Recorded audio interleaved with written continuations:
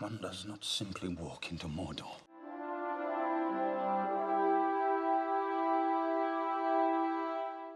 So, what if the Free Peoples did simply walk into Mordor? Well, that's a rather easy question to answer.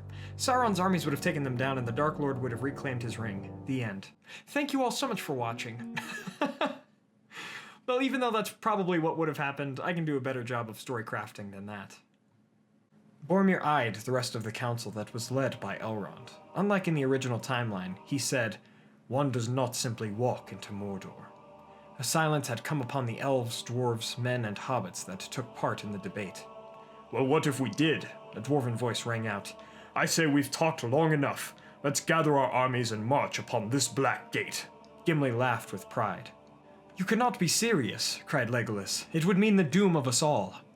"Not if all of the Free Peoples united under a single banner," Lord Glorfindel said with courage in his heart.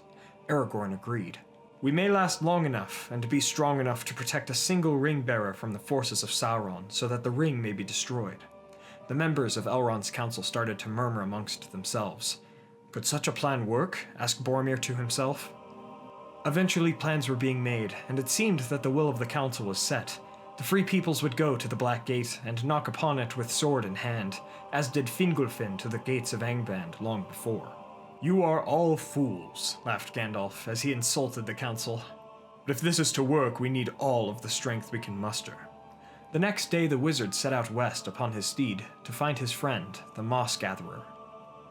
The Council of Elrond decided that the ring-bearer could not be a simple hobbit, as it would be too easy for such a target to be lost and slain in the midst of a great battle. No, they needed someone who was so powerful that he did not care if he was in the heart of a battle. Someone who would sing in the faces of orcs and laugh at the threat of Sauron. There was only one who could do this. Some days later, Gandalf the Grey arrived at the house of Tom Bombadil. He told his friend of old that he was needed, and the Free Peoples called upon him for aid. Tom, on the other hand, did not care, not one bit. Gandalf changed his strategy and told Eärwain Benadar of the Fell Shadow in the east, and said that if Sauron was to emerge victorious, all good lands and nature, even the old forest itself, would be endangered. Once again, Tom didn't care. "I am the Master, and no one will catch the Master or his forest. Except Goldberry herself, of course." Gandalf became rather frustrated. He knew that this plan was foolhardy, but now the Free Peoples were preparing to leave Rivendell, and they needed a strong ring-bearer who could not be killed. "Let's go on a walk, Tom," Gandalf finally cried out. "A walk, you say?" Tom's smile grew wider. "Yes, a walk," said Gandalf, "but it will be a rather long walk if you don't mind. There will be many friends to meet and lands to see, if you're interested in such things." "Well, of course I am." Gandalf smiled and had his friend Tom walk alongside him and his horse, from the Old Forest to Rivendell. When they arrived, there was great merriment and song to be had for some time, long enough for the hobbits to sneak behind Tom while he sang, and tie the one ring to his hat. This was done for two purposes, one being that Tom would carry the ring, and the second being that he wouldn't accidentally lose the ring as it was bound to him, because, yeah, we all know Tom Bombadil, he would definitely just lose it, and that would be the end of all things.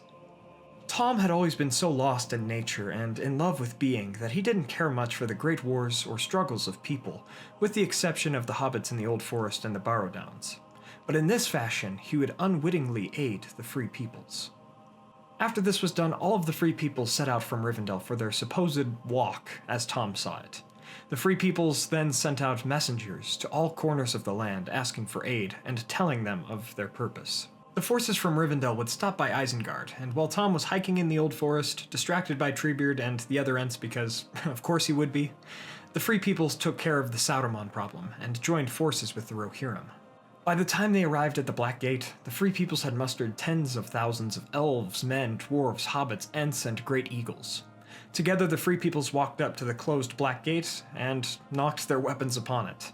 Eventually the gates opened as the armies of Mordor came behind, and the Free Peoples simply walked into the Dark Land, with Tom Bombadil at the heart and center of their large force, laughing, dancing, and causing great merriment with those around him. Then there was a great battle. All of the orcs meant for the battles with Gondor were in use now, and Sauron was indeed somewhat overwhelmed by his opposition. He'd only seen such a force during the War of the Last Alliance, and even then this army of the Free Peoples was bigger. He wondered at their plan, however, believing that they meant to somehow use the ring and were trying to destroy him with force. However, all of the Free Peoples knew that Tom held the ring, and he skipped his way forward, singing along the way. "Hey Duel, merry Duel, what's with all the fighting?" He still had no idea why he was really there, and he was beginning to think that this was an odd walk indeed. But he was so powerful that nothing hurt him. The hobbits near him attempted to guide his walk towards Mount Doom, even as the others fought around him. The plan was working as there were so many fighters from the west, but many of the Free Peoples were being slain. Eventually Tom made his way to Ortner, Mount Doom. It was now up to Frodo and the other hobbits to take the ring from Tom's hat and cast it into the fire, destroying evil forevermore. Frodo pulled Sting from its sheath to cut the tie to the one ring on Tom's hat, only to find that it wasn't there. Frodo cried out with fear in his voice, "Where's the ring?" "Ooh, that old thing," Tom replied with a laugh. "Well, after we walked past that nasty old gate, it began to get really heavy, so I unencumbered myself." Sam cried out, "You mean to say you just dropped the ring?" "Yes, sir, and I don't mind that I did. Strolls are for light feeling and fun, not burdens." Tom laughed and skipped off, disappearing into the smoke and fumes of Mordor. Little did they all know that, somewhere in the distance, near the Black Gate, a small, deformed creature bent over the ring and picked it up with joy. "Yes, we finally found you, my precious, even after following you for so long." Gollum danced with glee and ran off, leaving the Free Peoples to whatever fate they were given. From today's episode, we see that Boromir was right. One does not simply walk into Mordor. And sometimes the easiest path is the worst one to take. And we also see that while Tom Bombadil is an awesome character, it's probably for the best that he stayed in the Old Forest. The Free Peoples definitely had it right in the original timeline. Tom would have lost the ring and he would not have come forth from his land. But for the purpose of this video, I wanted to see what would happen if he had stepped out of the Old Forest and contributed to the events of The Lord of the Rings. Yeah, no, that would not have gone well. Hey everyone, happy almost April Fool's Day. Yoiston here, and I wanted to thank you all so much for watching today's video. According to last week's poll, this was the topic that many of you wanted to see made into a video for today's more jovial episode, in the spirit of April Fool's Day. Our friend Paul A. also asked me to put in some Middle-earth memes for fun, so this outro will have a couple at the end that I thought were funny. I will say that one of my favorite Lord of the Rings memes is actually the last one that I will show at the end of this video. It's just so true. If you enjoyed this video, please hit that like button and share this with a friend. This was a fun and quite silly video to make, and I hope I was able to bring some smiles to your faces. Honestly, if this action would have been taken, the Free Peoples would not have had victory by simply walking into Mordor, even if Tom Bombadil wasn't involved. The forces of Sauron were simply too great, and the ring would have likely been recaptured by Sauron. But let me know your thoughts about this theory in the comments below. Also, please check out our music channel, merch, Facebook, Twitter, and Patreon for our latest podcast in the description below.